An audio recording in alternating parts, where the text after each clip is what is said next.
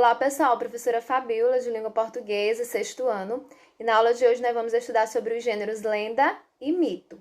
De início eu trouxe aqui essa imagem para vocês, que representa a lenda de maior destaque do nosso estado.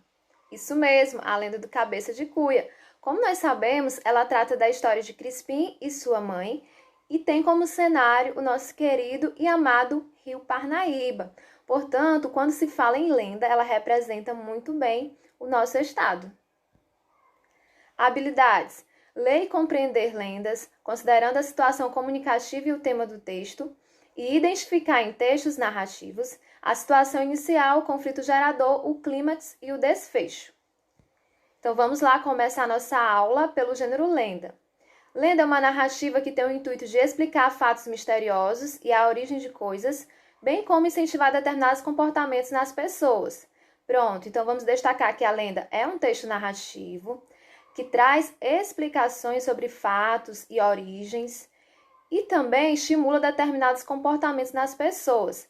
Se pegarmos como exemplo a lenda do Cabeça de Cuia, nós vamos observar que ela reprova a questão do desrespeito na relação entre pais e filhos, né? Que é representada pela maldição que acontece no final da história, em que Crispim é amaldiçoado por ter matado a sua mãe. Então, ela incentiva comportamentos positivos na lenda. De caráter fantástico e ou fictício, as lendas fazem parte da cultura popular e são transmitidas de forma oral. Então, é um texto fictício, quer dizer que a história contada não é realidade, né?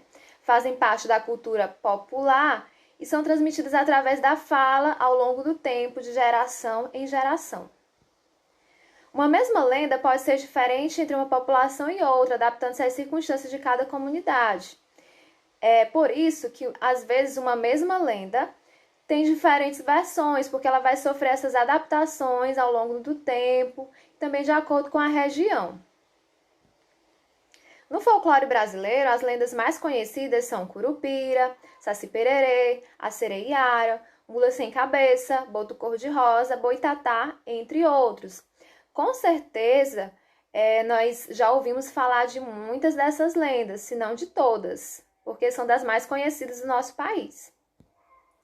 Aqui nós temos a ilustração de algumas dessas lendas: Negrinho do Pastoreiro, Boto Cor-de-Rosa, Curupira, a Lenda da Iara, Boi-Bumbá e Saci-Pererê. O Saci, com certeza, é dos mais famosos. Características das lendas: ocorre a mescla da realidade dos fatos com fantasia ou ficção.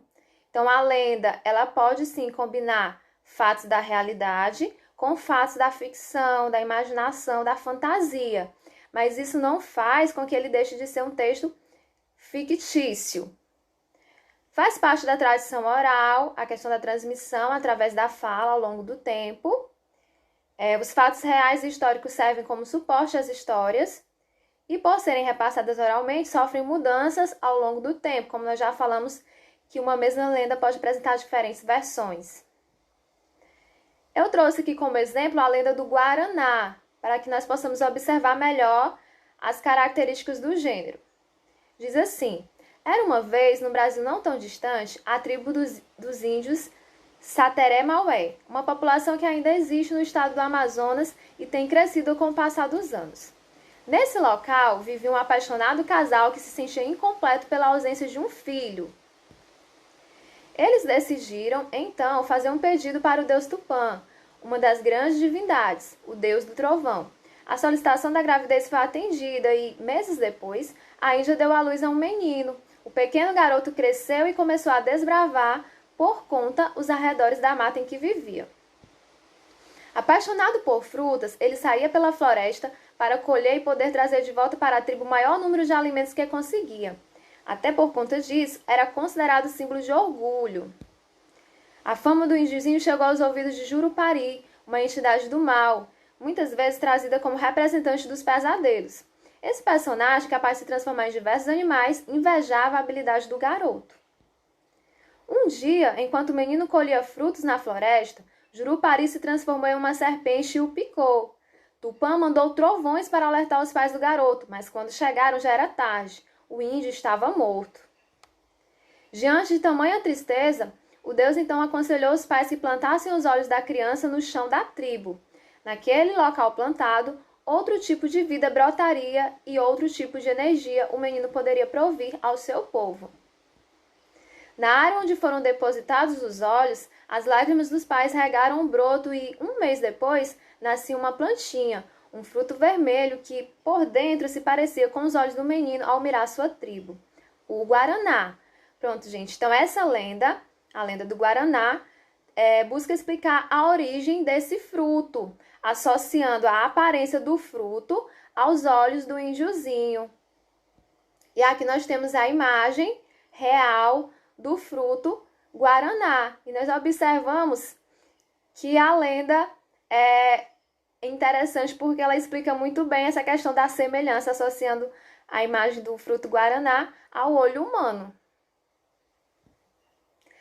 Já que a lenda é um texto narrativo, nós vamos tratar também dessa parte, os elementos da narrativa na lenda que nós lemos. Personagens, espaço, narrador, tempo e enredo são os 5 elementos da narrativa. E em destaque nós temos aí esse nome pente, que é formado pelas iniciais dos elementos da narrativa. É uma forma mais prática de aprender esses elementos. Então nós temos personagens. Quem são os personagens da lenda? Casal, o menino, o deus Tupã e Jurupari. O espaço, onde é que se passa a narrativa? Tribo dos Sateré-Maué, no Amazonas. Narrador, ele participa da história sendo um personagem ou ele só observa e conta? Pronto, ele é observador, só observa e conta, portanto, terceira pessoa, narração em terceira pessoa. Tempo, é um tempo cronológico que segue a ordem natural dos acontecimentos. Seria um tempo um pouco distante, já que trata dessa questão da origem do fruto Guaraná. O enredo é o que se conta na história. Nós podemos ver melhor aqui nos momentos da narrativa. Os momentos da narrativa são 4. Primeiro, situação inicial, onde ocorre a apresentação dos personagens, do espaço. Então, nós podemos resumir da seguinte forma. Os pais pedem um filho e são atendidos.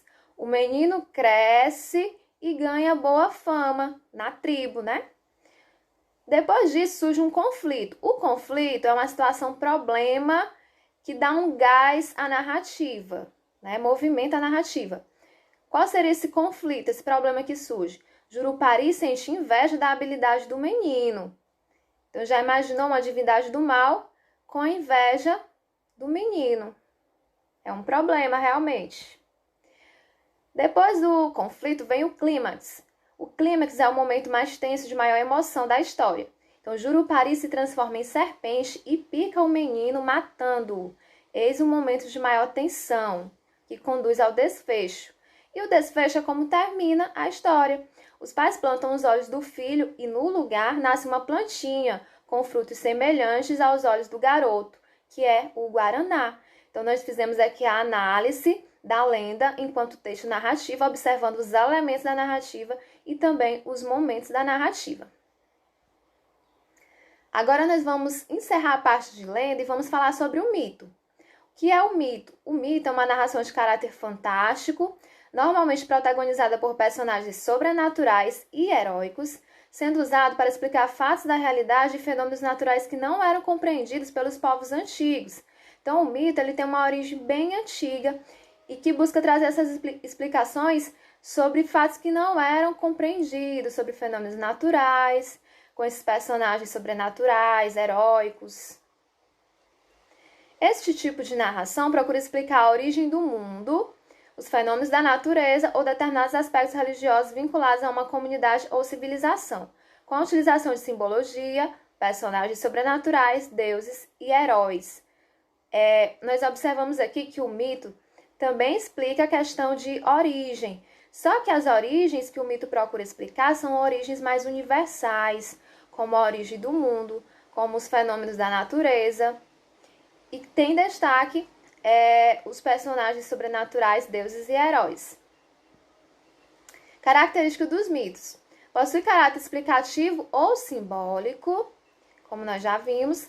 Busca explicar as origens do mundo e do homem por meio de personagens como deuses ou semideuses, os heróis.